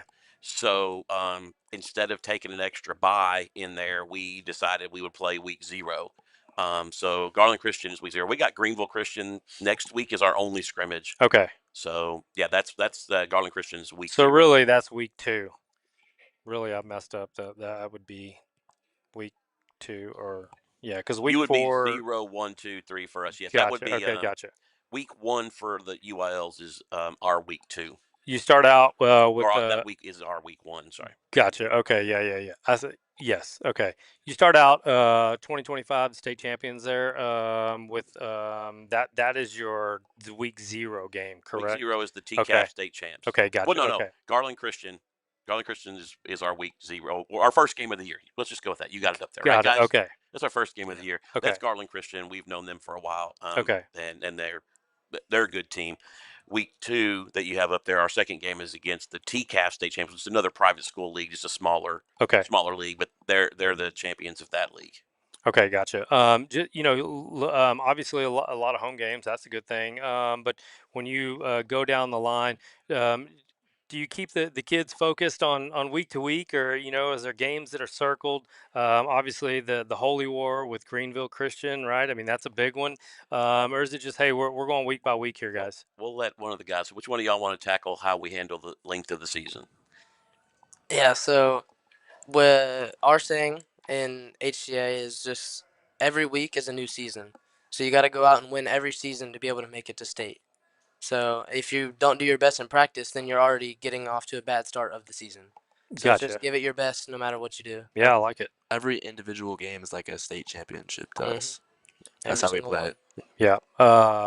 Well, I know it's coming fast and furious, obviously. And school. When do y'all start school back? Next Tuesday. 11th or something. Yeah, next Tuesday Tuesday. next Yeah, week. Tuesday. Okay, all right. So a couple days before the public schools. Coach, hey, I wish you all the best. It's fun to have youth. It's fun to have the culture that y'all have. With kids that have just grown up as an Eagle and bleed it, and they're excited about their opportunity. It sounds like you've got an exciting group of kids that have an opportunity to do something special this year. I got a group of players, Coach. I don't know.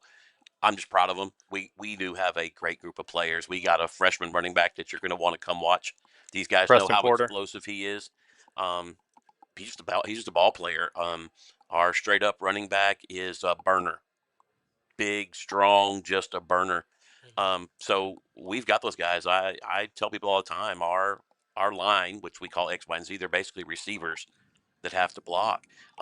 They're very talented. They haven't gotten a lot of playing time, but they are very talented.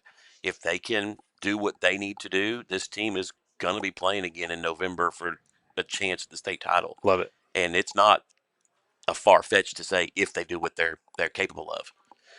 Does that make sense? No, Am I yeah, making no, total yeah, sense? This is makes not well, if they just do it. No. They're fully capable of bringing this team all the way. Our quarterback this year is a very talented young man, very smart young man, loves football, coming off of two knee injuries that have sidelined him his sophomore and junior year. So we haven't seen him play much football. But he is very talented, really good friends with these guys, and it's going to be You just come to games. That's what I can tell you, people. Mhm. We're switching from Wisdom Field. You can't find us at Wisdom Field anymore. You're gonna have to find us at Ursula Rayco. Oh, you're switching fields. We're switching to the turf field, and that's a long-standing tradition for us at Wisdom Field. But bless its heart, Wisdom has had its better days, and it's time for us to spread our wings. Where's that located at? Where? Over off of Rochelle and 30, between Okay. 276 and over in that new neighborhood. Okay, I'm shaking my head like I know where it Like is. you know 'Cause where it is. That's what professionals do. Yeah, yeah. But So I'll need to figure Ursula out where Rayco. that is. Everybody's excited about it. It's turf field. Very nice LED lights. We're excited. I got you on the schedule. Rockwall County Game Day. We'll see the Eagles play on August 21st, September 3rd, and October 2nd. Got you on the schedule for 3 games this year, and I'm looking forward to it. Guys, I wish you all the best health. Go have some fun out there. Make history. But enjoy the journey. That's the big part. Is just making sure you take time to enjoy it, because when it's over, it's nothing but bills and jobs after that. So I hate to bring a downer on people. What a downer, huh? But I just remembered that I got to pay some bills when I get home. So, all right, Coach. Thank you so much. I appreciate it. It's always fun to have you on, and good to meet you guys. And I'm sure we'll see you on here this show once again later on this year. Go have some fun and score some points. Yes, sir. All right. See you in a couple weeks. All right. We're gonna take a quick break. When we come back, Royce City football. They should be here in just a few minutes. Don't go back. Don't go anywhere. We'll be right back.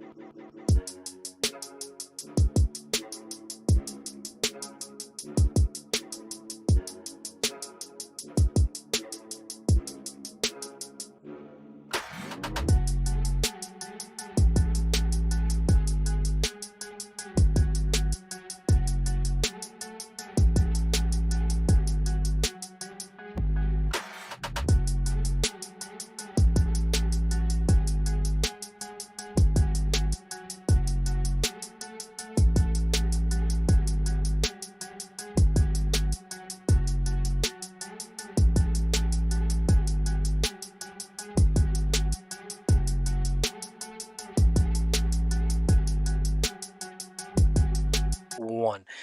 All right, we're back. We're live here at Rockwall Ford, and this segment brought to you by Wrench City Power Sports.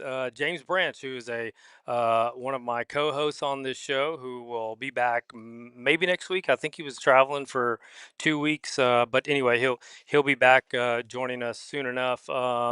And he is a sponsor of this show, so we appreciate all James does for the show and what he does for the community. And he is his kids Bulldogs, so he's got a lot of Royce City connections. Heck yeah. Glad to be joined by head football coach Drew Colvin, who is starting his third year at Royce City. Mr. Kingston Rogers is joining us, and Mr. Landon Welch as well. A couple of captains. You see the big C's on their shirts, and this man is as big as he looks. He's kind of I need my booster seat Yeah, so I can get on par with everybody. Coach, thanks for coming in. Let's real quickly, Roy City 2025, 5-5 on the year. It's one of those things where you're going into a program and there's lots of moving parts. You're trying to figure out what to do. You're also trying to create a culture, and you're trying to build up the younger kids, that are coming up. And let's see, third year, so eighth graders, or the seventh and eighth graders, they're now in your coaching ranks. Right. You see them on a daily basis. Um, let's talk about this year, and I've read some things. The defense has a really good chance to be really special for you. Yep. Obviously, with guys like this on the field for you. But just what's been exciting for you this summer? Some of the workouts. Yeah, what I'm most excited about is just the culture we have, in our football program, and specifically in the off season and in the summer. I tell our coaches all the time that it's not like that everywhere. I feel like if we weren't there, it would run itself. I feel like we have that type of leadership, that type of culture. And every coach knows that the winning in the fall, all you see all that from January to July. And if our kids were going against the hard work, going against the early workouts and the hard summers, that would be an issue. But like I said, when I watch our kids work out, man, it's inspiring. I can see it in their face that they love being in there and love grinding. So, yeah, like you said, when I got there, our 2028s were incoming freshmen. Those seventh graders, now they're incoming sophomores. Landon Welch was a freshman when I got there, so I'm really starting to see our stamp that our staff has on this group as a collective, and man, it's just a really, really, really good, tough group that I'm excited about. Yeah, and defensively, obviously, Kingston, obviously, Mr. Welch, Tegan Woods, Brandon Harris is another one. Mr. Young is another guy.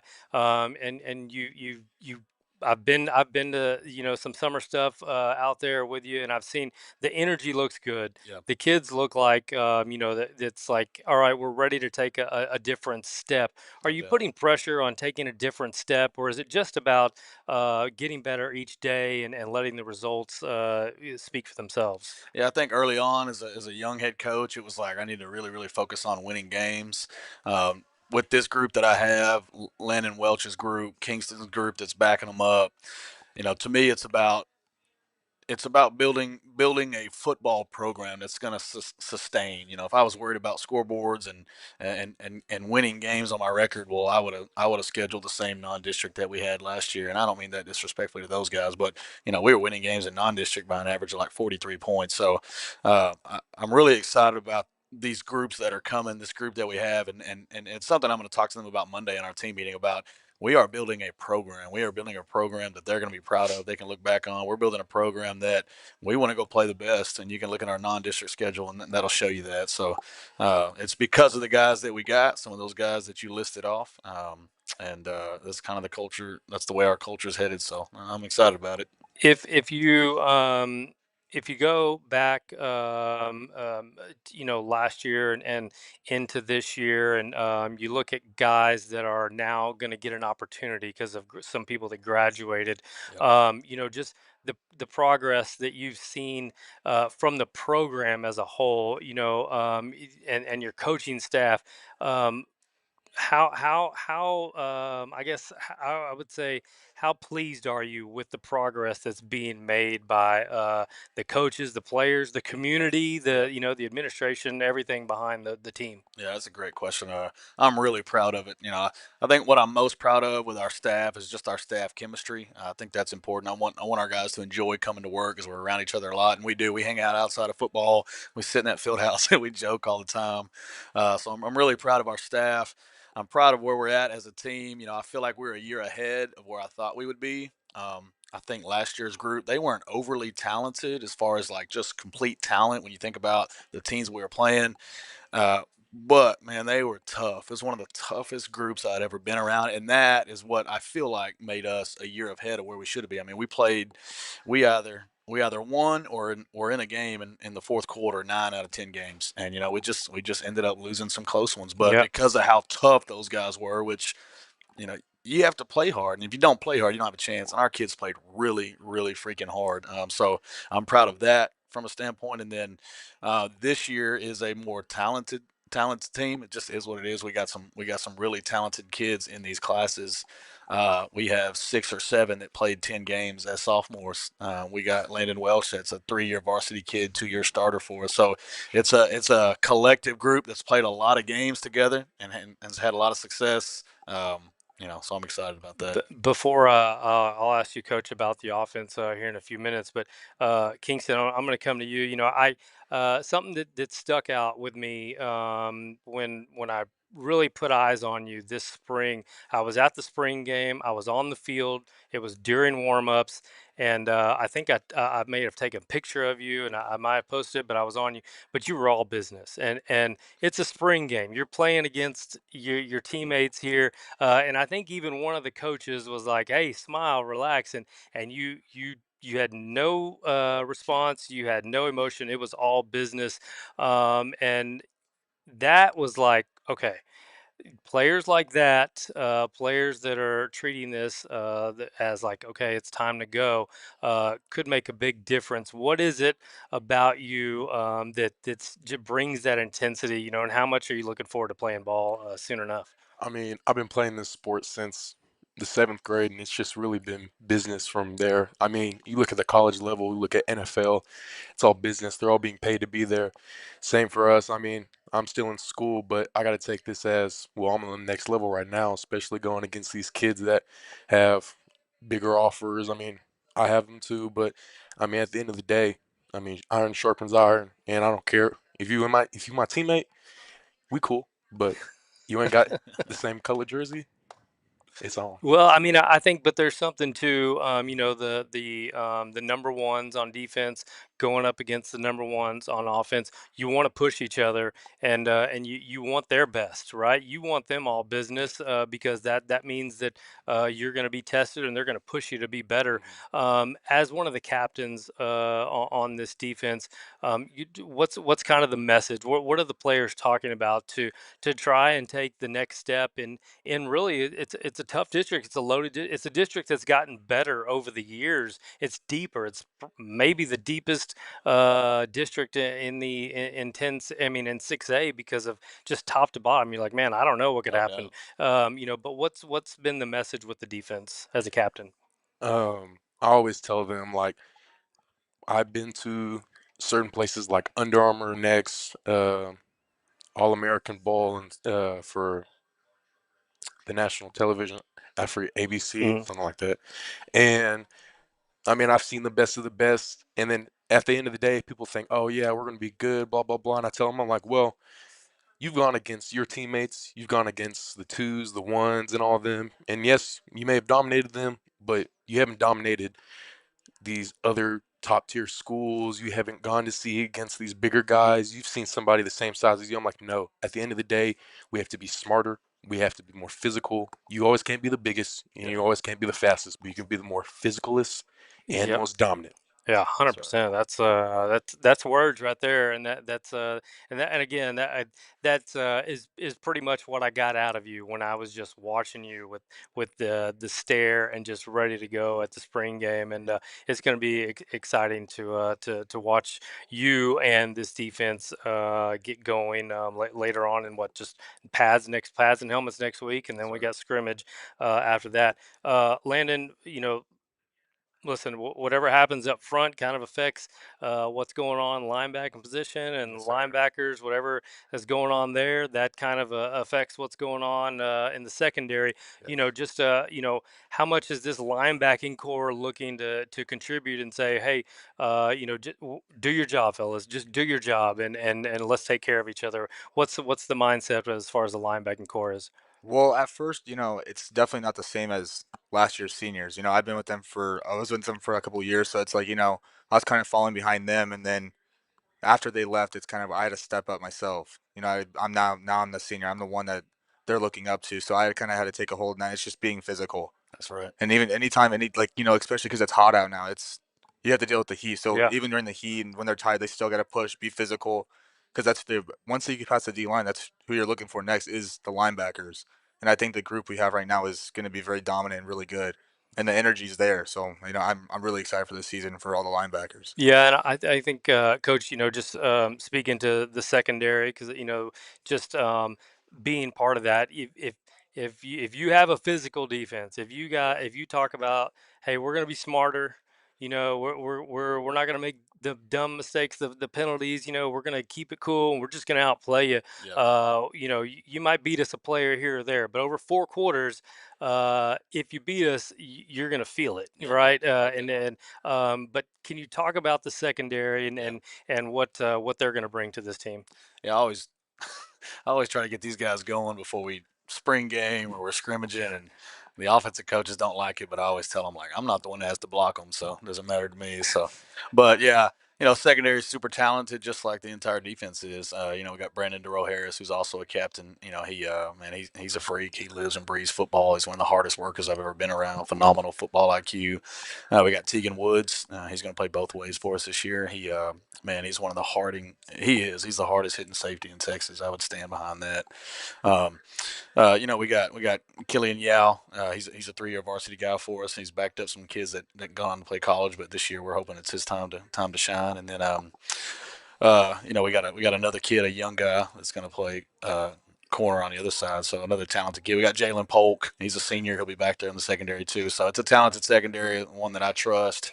I do feel like the defense has a chance to be special. I do. I feel like, and I feel like this is kind of the word around 10-6A. I feel like our defensive line is going to be the best defensive line in the district. I would stand by that. And got a really good physical linebacker core. I think Landon said it perfect. He is the senior that's been around for 3 years.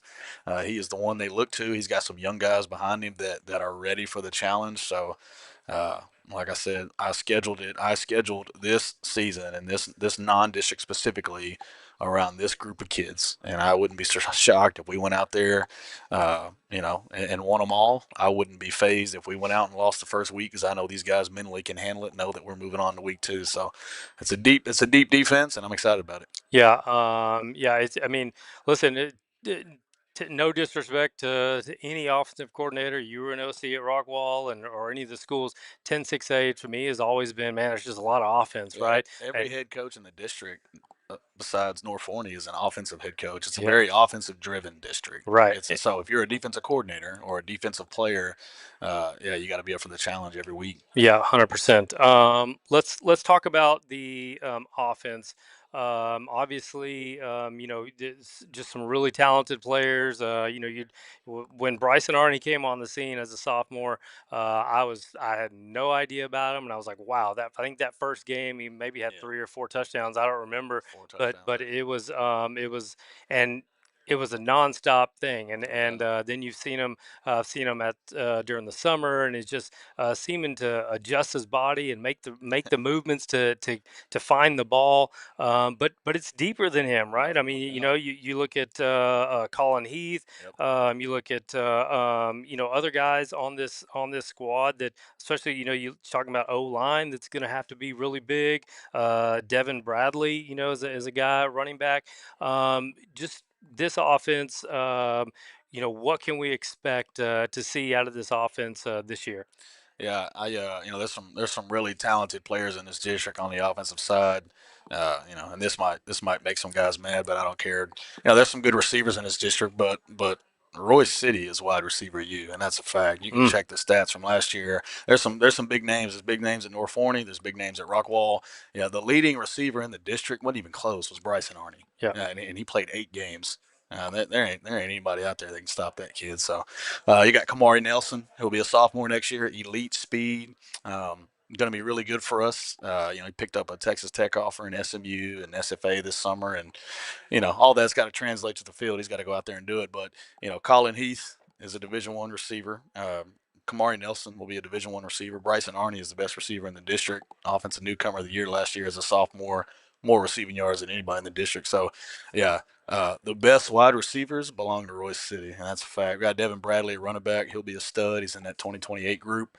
Obviously, we lost a phenomenal quarterback, but we got a guy this will be year 3 in the system for him. You know, when you look at the offensive system, you know, our quarterback as a junior wasn't great. His second year in the system, man, he put on a show. He was Dave Campbell's Texas High School Football Quarterback of the Year candidate. Braden Harrison, this will be his 3rd year in the system. He played as a freshman. He started 10 games on JV. Uh, you know, we got Karani Mayo, who's a captain on our offensive line as a right tackle. He's whatever he is, 6'5", 270.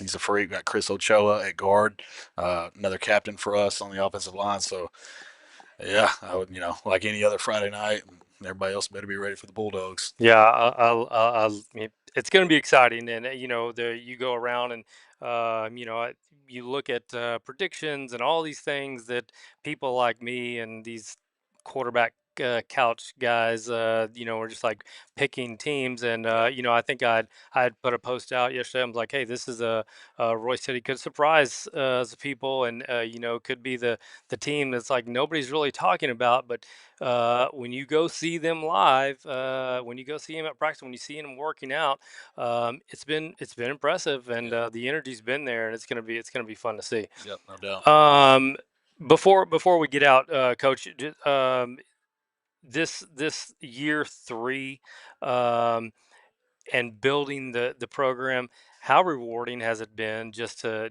see some of the work that's been done from the coaching staffs, and to try and get everybody on the same page for you? Yeah, it's been real rewarding. You know, to me, it's you know, I tell the kids this too. You know, winning is in the top 3 reasons why I coach. It's not the number one reason. Number one is I want our kids to have a good experience. I want these guys to leave us and look back and think, man, I'm really glad I played football at Roy City High School. And they're gonna leave behind their own legacy and their own standards that have been set. And it's the same thing for our coaches. I want our coaches. When they wear the bulldog, when they wear the RC, I want them to feel proud of that. I want them to leave, and you know, other people be like, "Man, that guy works at Royce City. Man, he's so lucky." So I'm really proud of where it's headed. Um, you know, and I'm proud of all the things that we got going. Like our field house looks completely different. Got a ton of graphics up. Just redid our team room, our uniforms, our helmets, our stands are always packed, which is really important to me that our kids play in you know in front of a crowd that or play somewhere where football is important and our coaches too. So you know, I know I'm rambling, but I'm living the dream, doing what I'm doing. I got great kids that play hard and do the hard work. I got a great staff around me that loves coming to work. I got a great wife, Chelsea. I Yes, got great Chelsea. in-laws, biggest Bulldog fans out there. So Yes. I'm living the dream, man, and we are trending upward. Now I'll say this real quick. You know, you were saying like when people kind of think about the district, and sometimes you don't hear Roy City. When we met as a staff last week and we were going through all our stuff, I put a graphic up there of some teams, and you know, one of them was Longview, and I asked our staff, when y'all see the Rock and L, when y'all think of Longview, what do you think of? Of course, they were all you know, physical, culture, good place. And then I put up a name that's not such a great place. What do you think of? And then when I put up Royse City, I said, "What do you think people say about Royse City?" Because I know people in Mm-hmm. Rockwall, I know people in the district, I Yep. know people in Royse City. I know what they're saying, and every coach they said the same thing. They know, like, I don't think that people are thinking, man, they might surprise us. That ain't happening. People know. People know, like Royse City's going to be really good. So I don't think we're a team that's going to surprise people. I think people know that when we play Royse City, it's going to be a really really tough game. So Yeah, I love it. We are talking with head football coach Drew Colvin for Royce City, and Mr. Kingston Rogers and Mr. Landon Welch. Um, before I let you go, summer workouts. That's where it's all. That's where the gold is made right there. Just as a team bonding offense and defense together, just how close is this squad, and how fired up are you guys to get going? I think we're really fired up. I think it was just kind of what I was saying earlier. It's just the beginning of it in January. It was kind of it was kind of iffy, but I think now coming to the end of summer, I feel really confident about how we are. The culture's there. I've never been closer with the team than this one, and I've been with the older guys for a long time. They're really good at leading, but yeah, with this team right now, I feel so close to them. I do, and just everybody, offense and defense. Even when we're going at each other, it's just I think we're going to be really good. I think summer workouts going with each other, even we're competing on that because it's like we'll have the racing competitions, and I think just seeing how the people compete right then and there, it's like you can tell when it comes to a game situation, they'll be locked in and ready to go when it's for the hard times. Yeah, Bulldogs coming out in 2026. dang right. Coming out in 2026, and Take them to the bank. they're motivated, they're fired up, and it's gonna be fun to watch. Fellas, wish you all the best, good health. Enjoy the ride, enjoy the journey. Don't forget to have some fun along the way. And Coach, thanks for everything, and good luck this year. And I can't wait to see. I sent you my schedule Yes, already, sir. so you'll kind of know when I'll be there. But we will catch up with you guys before district. We'll have you guys back on, and we'll go from there. Appreciate the Yes, sir. support. All right, that's going to do it for us. We'll be back next week. I'm going to reach out to volleyball and some other sports and get them on. We should be joined by Mr. James Branch, Chris Moore, who kind of represents Rockwall, our Rockwall host up here, and then Kevin Wingfield is kind of our Heath guy up here. And then so we'll dive into some of this conversation and talk about the season to come. But appreciate everyone tuning in. Appreciate all the comments. Sorry, Rockwall, Miss Day, I left that schedule up there way too long, and I didn't have the kids on camera. I sometimes I just lose and forget where I'm at, but I apologize. So, Chris Pena, Rockwall County Game Day. Thank you to all the teams that come out, and we will see y'all on the field on game day. Have a good night. Have a good week, and stay cool out there because it is warm. And we are